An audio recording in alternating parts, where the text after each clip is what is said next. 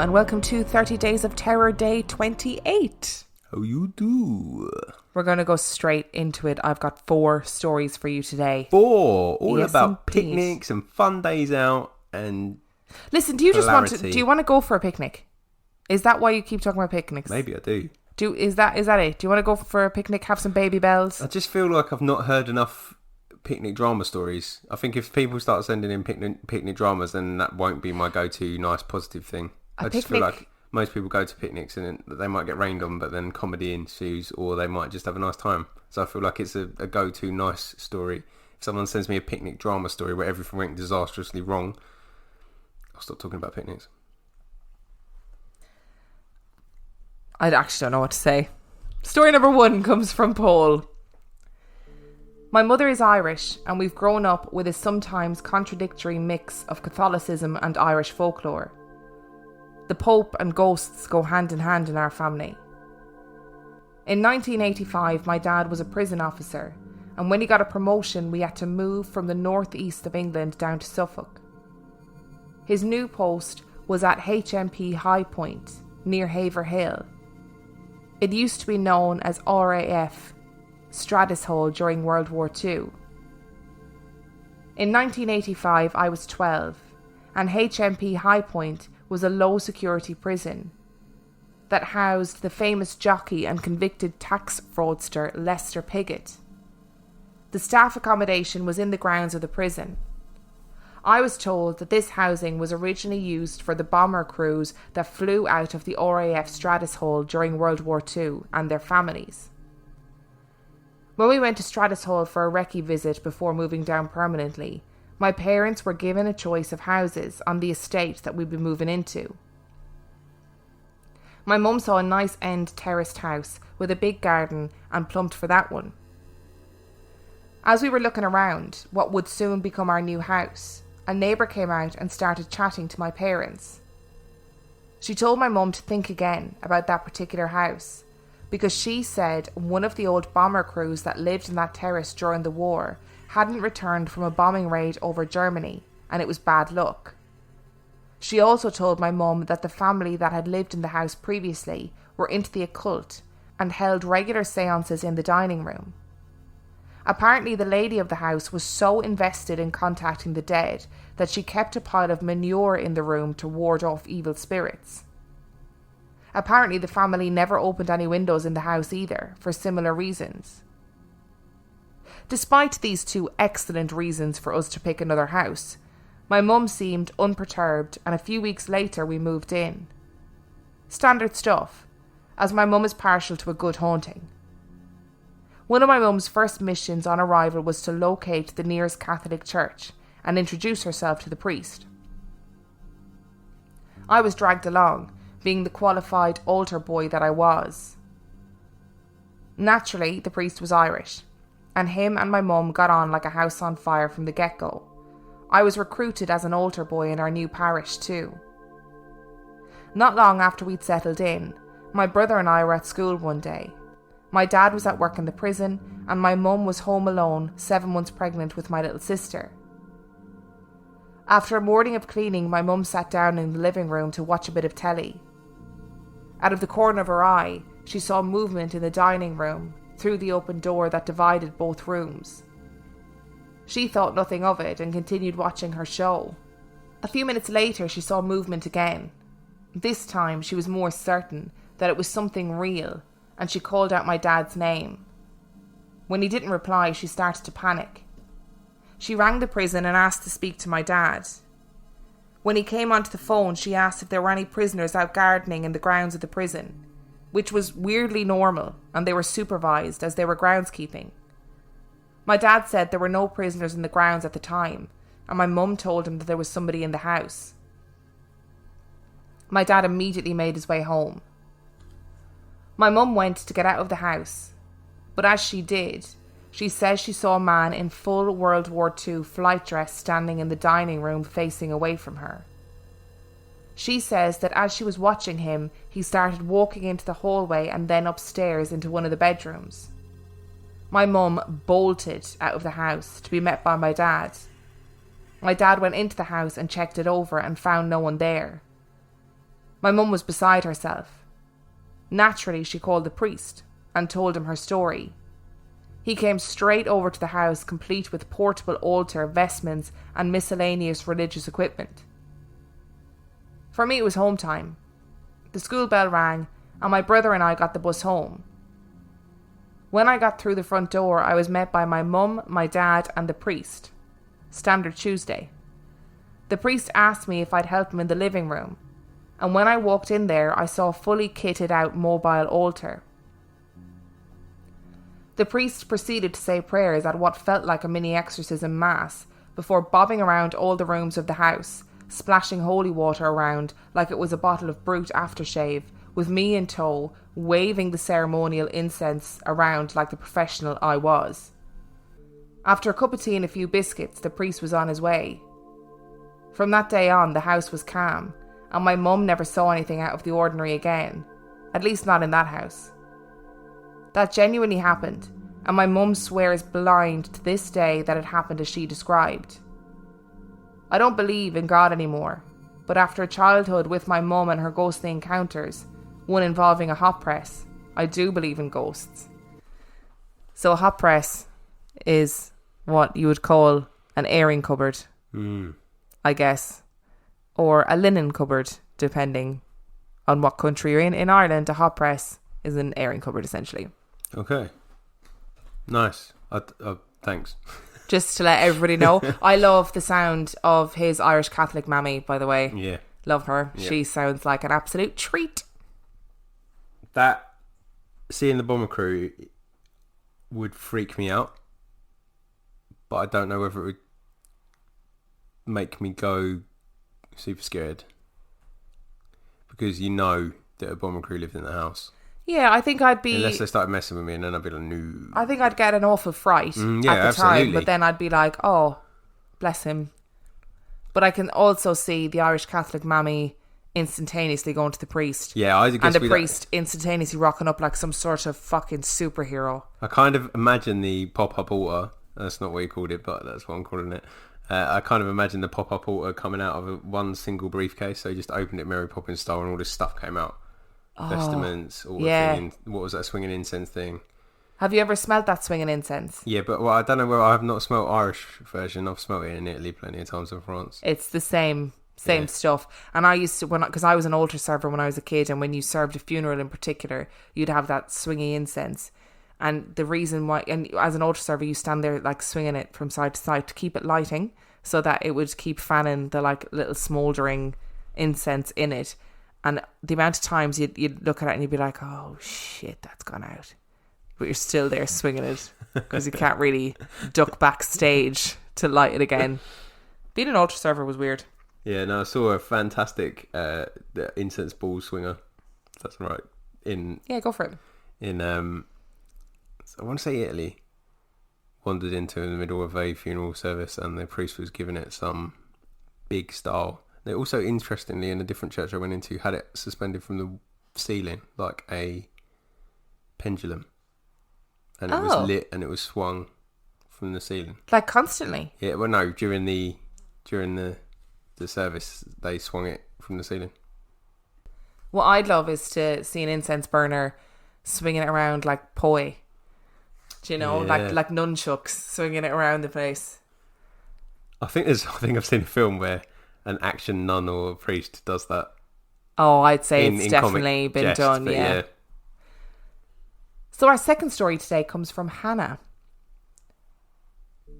This is a story about what happened to my parents after they were first married. Neither of them believe in ghosts, but they both can't explain what happened to them. They were both recent graduates of the University of Georgia in Athens, and had just gotten married and were living in an apartment in Atlanta. One night, or early morning, my mum woke up randomly at 3 a.m. She usually slept through the night without a problem, but she felt uneasy, like she was being watched. Their bed was against the back wall of the bedroom, and the door to the hallway was directly in front of the bed. She raised her head up and looked towards the open bedroom door, and she saw a clown standing in the hallway. Not like a person dressed as a clown, but almost like a life-sized cartoon blow-up clown that you'd see in a parade or a show. It was facing the bed and staring at them dead-eyed. It slowly turned and drifted down the hallway like it was floating until it was out of sight. My mom, convinced she was hallucinating, or half awake and dreaming, turned to my dad to see if he was still asleep. He wasn't. He was wide awake, wide-eyed, and staring at the open doorway to the now empty hall. She didn't know that he too had woken up randomly right around 3 a.m. He turned to my mom and said, "Did you just see a clown in the hallway?" To this day, my parents don't believe in ghosts or anything supernatural, but they also have no explanation for what they saw. They never saw it again, but I'm just waiting for the day when I wake up and see a clown in my own hallway. I have the doll fear. I don't have the clown fear, but that would give me the clown fear. What on earth was that about? What? That is one of the weirdest stories we've ever had. That is full-blown Hejebius. That is creepy. And like, I get the rationality of her mum being like, I have to be dreaming. This is ridiculous. And then turning, I can't even imagine that moment of turning and realising that your husband is also wide awake staring at this fucking floating clown. Yeah, why did it float away? Was it like a balloon looking thing? Like, what in the world? I'm sorry, I have absolutely I don't even have anything funny to say. That's awful. Hejebius, definitely. If anybody has any, like, is it a shared hallucination? Like, I just don't know. It could be a shared hallucination, but it's very specific, isn't it? It's really specific, and then to both wake up and have a shared hallucination, surely that's unusual. Why a clown? Like, we've had loads of stories about waking up and seeing shadows and stuff like that, but a clown is just really specific and really odd. Really strange. And not a person dressed up as a clown, almost like an anime. I don't even know what to make of this. Fair play to the mum and dad for just deciding to ignore it and just get on with their lives. I don't know if I'd ever be able to get on with my life after that. I'd be like, like that meme of Charlie from It's Always Sunny in Philadelphia. It would just be me with loads of clown pictures in a room, strings, and notes everywhere pinned to walls. That'd be me trying to figure it out. I'd be going full-blown piñata on every clown I saw from that point onwards. Yeah, definitely. You'd have to. You'd have no choice, really, I think. And our third story today comes from Mandy.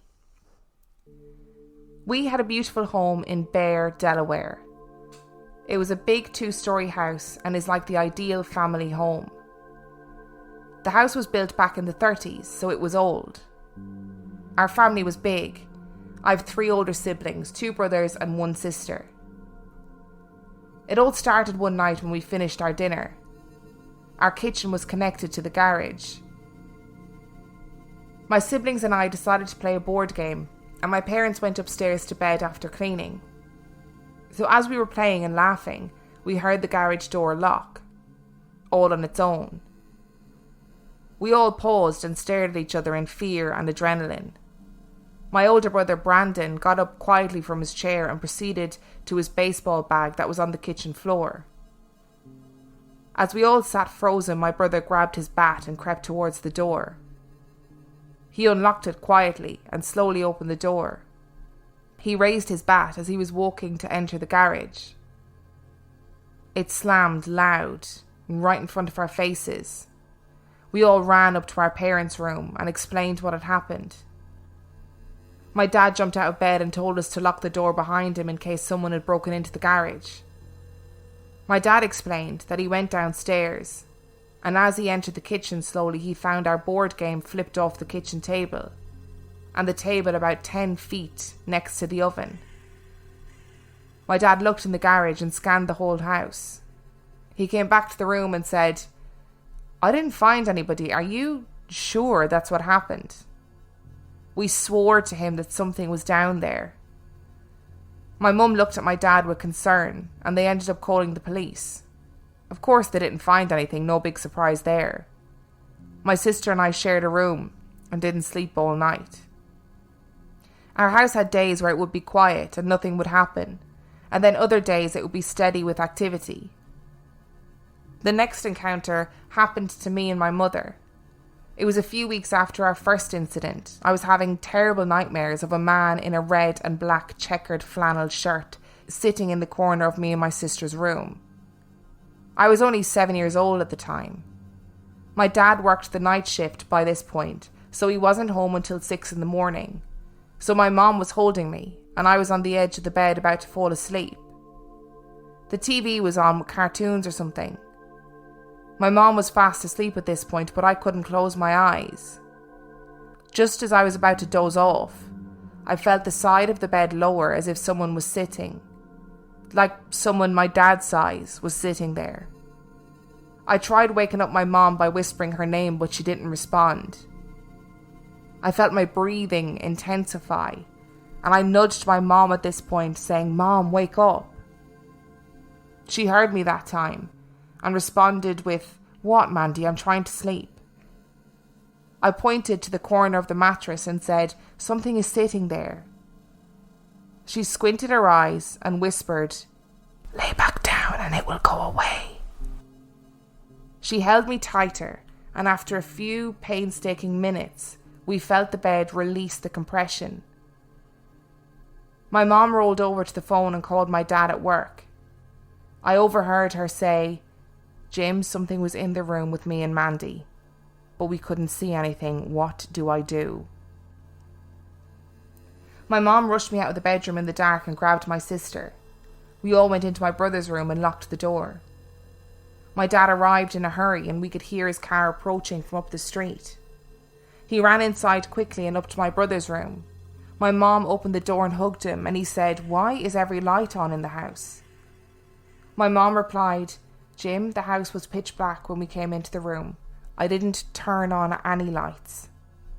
We all stared at each other, and my dad asked my brothers in anger, "Are you two doing this to your mother and your sisters? Do you think this is a game?" My brothers responded and told him that it wasn't them, that they had been sleeping. My mum shook her head and replied, "They were sleeping. I saw them in bed." We all felt more at ease now that my dad was at home, so he picked me up and placed me in bed. I told him I was scared and that I didn't understand what was happening. He told me that it was probably nothing and to just go asleep. Our next incident happened to my dad. He explained everything to us the next morning when we woke up. He came home early one night from work because he was suffering from a bad migraine. He was sitting at the kitchen table eating a bowl of cereal with his back facing the garage door. As he was eating, he felt a very cold chill come across his back. He said it was no normal wind chill. It felt like a winter breeze for a minute and then it disappeared. It just wasn't possible because it was summertime and no windows were open and the aircon wasn't on. He then described that he felt a sharp burning sensation down his back. He brushed it off, blamed the migraine, and went to bed. The next morning, my dad walked downstairs and greeted my mom in the kitchen. She looked at him in panic and asked him what happened to his back. We all looked as we were watching cartoons in the living room. My dad shrugged it off and explained that he had a migraine last night, had felt a burning sensation, and that it wasn't a big deal. My mom brought him to the bathroom, and we all ran into the bathroom with concern. He turned around in the mirror, and to our surprise, we saw 3 claw marks on his back, from his shoulder right down to his lower back. The scratches were so deep that my mom had to clean them. My mom was deeply concerned at this point, and told my dad that they needed to get a priest in to bless the house, that something wasn't right. My dad didn't respond, and we all went about our day as if nothing had happened. My sisters and brothers and I decided to dig up some information on the house and the land that it was on. We didn't have a computer, so we all went to my sister's friend's house to do some research. This was just as the internet was getting popular, so we searched for hours with nothing coming up. My sister's mom came down to see what we were all up to. She stood next to us and said, "Oh, You guys don't know. A mother drowned her baby and killed herself in that house. We all looked at each other and ran for the stairs over to our house to explain this to my mom. She was outside gardening when we approached her. Karen, my friend's sister's mom, walked across to greet her and said, I shouldn't have told them, kids have big imaginations, and she laughed. She explained to my mom what had happened in the house, and my mom told her of all the weird things that were going on. There were so many things that happened in that house that I just picked the ones that I remembered. For my last experience, I was sleeping one night. My sister was at a sleepover, so I was alone with the door shut. I remember waking up to the smell of smoke. This was cigar smoke, and it's a really distinctive smell. I popped up thinking something was on fire. And I see a man in a black and red checkered flannel sitting in our old wooden chair that my grandpa made.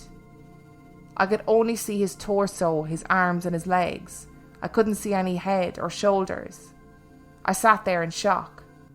I remember seeing the sleeves rolled up, a gold bracelet, hairy arms and olive-toned skin. I didn't scream or cry. I sat there in shock, unable to move my body. I didn't feel threatened at all either. The energy in the room was neutral. It got up and walked through the door and disappeared. The next morning I went to breakfast tired and sluggish. My mom asked me if I hadn't slept.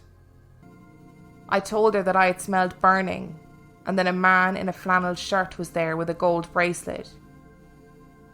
She stopped what she was doing at the counter and looked at me with tears in her eyes. She asked what he looked like. I told her that I couldn't see his face or his chest, only legs and arms.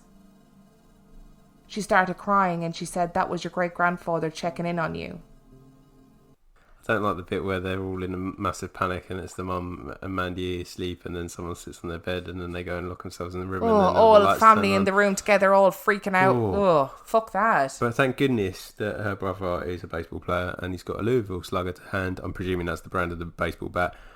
And was ready to swing whatever was in the garage. In the garage.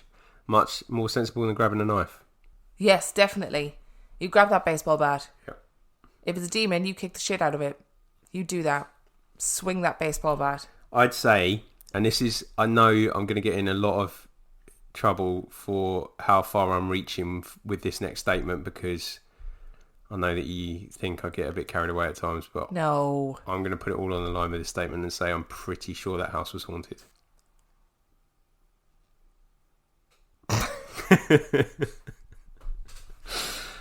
That was good. That got me. Well done. We've got one more story today. And our final story comes from Sean.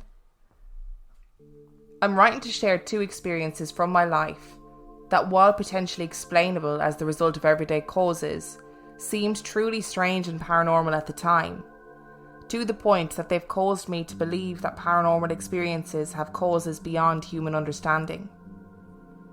The first experience took place when I was a senior in high school. My family and I road tripped from our home in northwestern New Jersey to Gettysburg, Pennsylvania, famously the home of the Battle of Gettysburg of the American Civil War. 50,000 men died in the 1863 battle, making it the bloodiest battle of the war, and the town is said to be haunted by the ghosts of the Union and Confederate armies. We then travelled to Mill Run, Pennsylvania to visit famed architect Frank Lloyd Wright's famous 1935 house, Fallingwater. But this story doesn't take place in Gettysburg, nor at Fallingwater. Rather, on our return trip through Pennsylvania, we spent the night at the Jean Bonnet Tavern in the small town of Bedford, Pennsylvania, a tavern and inn that dates to sometime around 1762. Though not old by old world standards, the United States didn't become a country until 14 years after this tavern was thought to be constructed, making the Jean Bonnet about as old as buildings come in this country.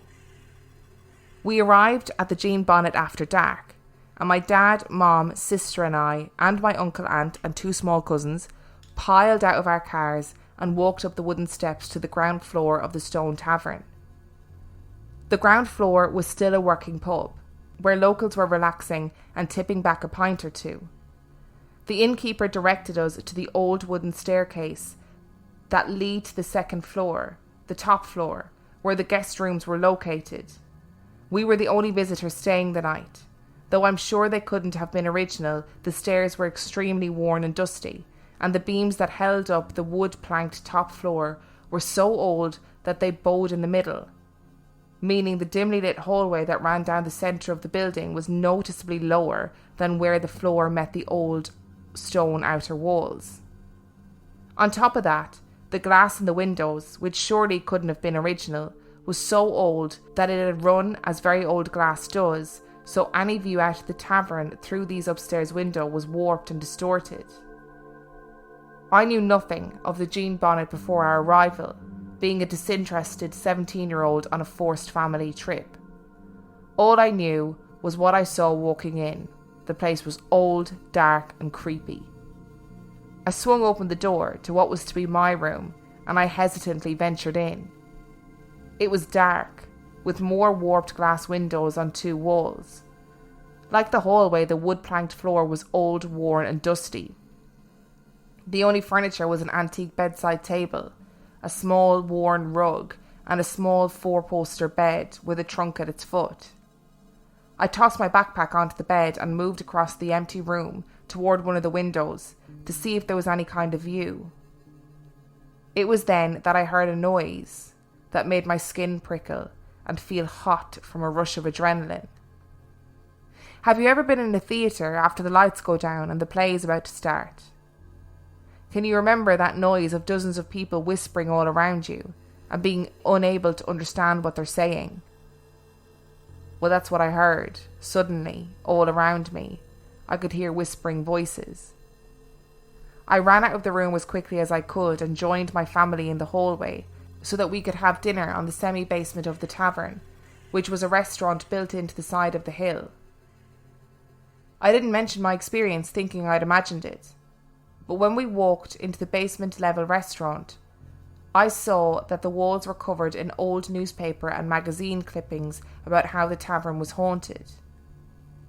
As I said, I had no idea of the Jean Bonnet's reputation, but years later, after recounting the story, I searched the internet to see if the place had a website.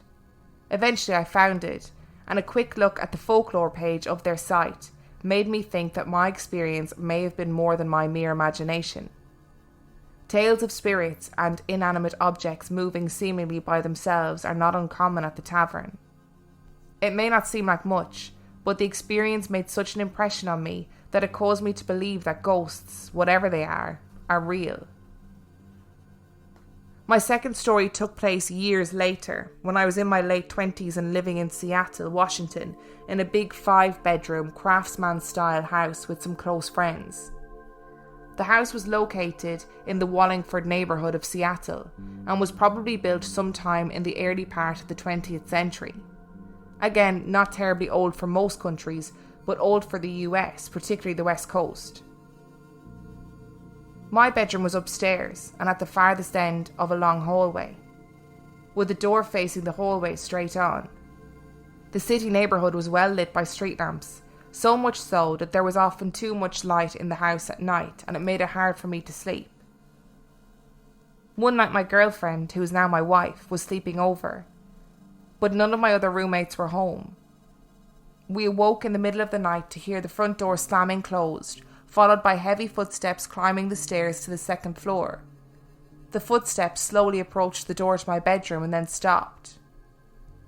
Slowly, very slowly, the door swung open. We stared, too scared to breathe. As I said, the interior of the house was always lit by exterior light, even in the middle of the night. But when the door swung open, the darkness in the hallway was complete. It was darker than dark, so dark that we couldn't see anything at all. "Hello?" I said meekly, staring wide-eyed into the dark. The door stayed open for a few seconds more and then slowly closed, seemingly without anyone putting a hand on it, at least nobody that we could see. We didn't hear any more footsteps.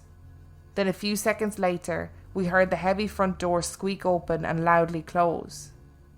I'd think it was one of my roommates or our friends, but for the absolute darkness in the hallway.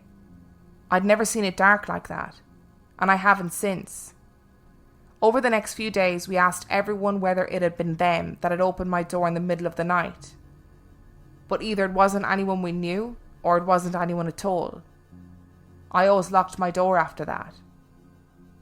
Those are the two experiences in my life that, while they can be explained away by normal causes, felt different and strange. As I said, it's these experiences that made me believe in ghosts. I would not be able for this front door going, big heavy footsteps up the stairs, walking down the hall to my room, and then the door slowly opening. Oh, the tension. Oh, I wouldn't be able to cope with the tension that would bring. I'm pretty sure you would get up and walk down and see who it was. I probably would, yeah. I'd be like, oh my God, why have you woken me up? You're so annoying. Yep. And I would probably not follow you. I really enjoyed that description in the first story. Yes, the whispers. Such a good description. That is exactly what I'd imagine it'd be like. Because that's such a distinctive sound when you're in a theatre and everybody's chatting and they're like rustling and whatever, and then the lights go down and everybody just hushes. But everybody's still finishing their conversation. It's such a, that was and such a great... It out, but it's a great description. Great description. I've underlined whispers in my notes because I wanted to talk about it, but you beat me to it. So yes, I agree with you. That pub or tavern sounds sensational, and we need to go. I desperately want to go. Mm-hmm. Yeah, I'm here for going to that pub. Because I don't know many buildings in the US. I know Pennsylvania has got a lot of old buildings for US standards, but I don't know many that old that I know of. Yeah, we should definitely, when we eventually do our US trip and we have a little jaunt around, we need to make a list of places that we need to go to. And it's going to look like Seattle, Pennsylvania, Texas, boom, boom, boom. It will just be all over the place with no order, no logical drawing out of a plan. I think it might even end up being cheaper flying in and out, actually, to be honest, if you keep going back to the UK and going somewhere else. I don't know. But yeah, definitely we need to check that place out. And I also really want to go to Savannah. Yes. Just keep getting stories about Savannah. Most definitely. And I want to go to that big haunted cemetery during the day, though. If you enjoyed today's episode, go to our website, reallifeghoststoriespodcast.com, where you can find all of the information that you need about us, links to our social medias, the email address to send your stories to. Merchandise, yes. Don't forget to donate to Out of the Woods Wildlife Rescue and Rehabilitation. And on that note, we shall see you tomorrow. Bye.